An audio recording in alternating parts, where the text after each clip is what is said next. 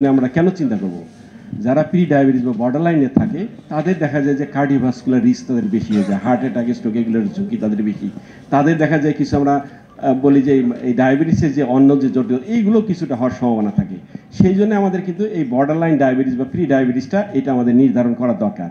এবং এটার প্রকোপটা কেমন বলা হচ্ছে যে পৃথিবীতে যেমন সারা পৃথিবীতে আমরা বলি যে অ্যাডাল্ট পপুলেশন, তাদের ভিতরে বলা হয় যে প্রতি 10 জনের একজন ডায়াবেটিস আক্রান্ত এবং প্রতি 6 জনের একজন প্রি ডায়াবেটিস আক্রান্ত। কিন্তু বাংলাদেশের অবস্থা কিন্তু আরও ভয়াবহ।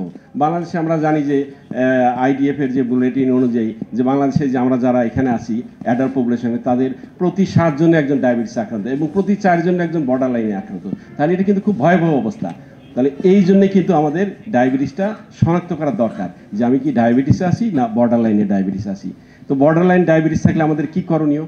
আমাদের ওই যে খেয়াল করতে হবে যে 40% যে ডায়াবেটিস হয়ে যাচ্ছে সেটা জানি না হয়। তাহলে আমাদের কী করবে? আমরা যদি আমাদের লাইফস্টাইলকে পরিবর্তন করি, পরিমিত খাবার, ব্যায়াম এবং স্বাস্থ্যকর জীবনযাপন যদি করি, তাহলে বলা হয় যে দেখা গেছে যে প্রায় 58% ক্ষেত্রে এই প্রি ডায়াবেটিস থেকে ডায়াবেটিস হবে না। এবং বলা হচ্ছে যে এই যে প্রি ডায়াবেটিস ছিল তার 40% কিন্তু সে ভালো হয়ে যাবে।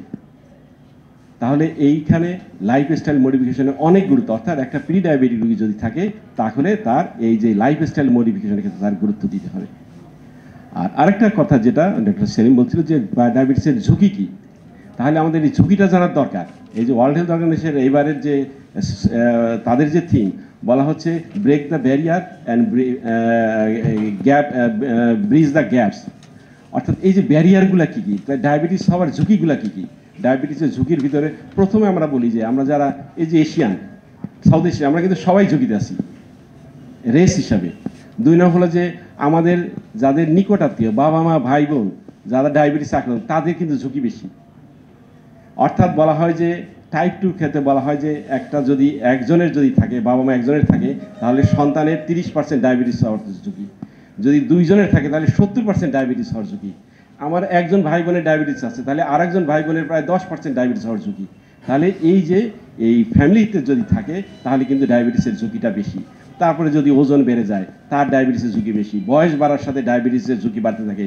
এছাড়াও যার হার্ট ডিজিজ আছে, যার স্ট্রোক হয়েছে তাদের ঝুঁকি বেশি, যার ব্লাড প্রেশার বেশি তার ডায়াবেটিসের ঝুঁকি বেশি, যার রক্তে কোলেস্টেরল বেশি তার ঝুঁকি বেশি। এবং ইদানিং আমরা কিন্তু একটা খুব ইদানিং লক্ষ্য করছি মেয়েদের ভিতরে যে অল্প বয়সে একটু স্বাস্থ্য বেড়ে যাচ্ছে, মুখের লোম মাসিক অনিয়মিত, আমরা বলি পলিসিস্টিক ওভারি সিনড্রোম, তাদের ডায়াবেটিস হওয়ার ঝুঁকি বেশি।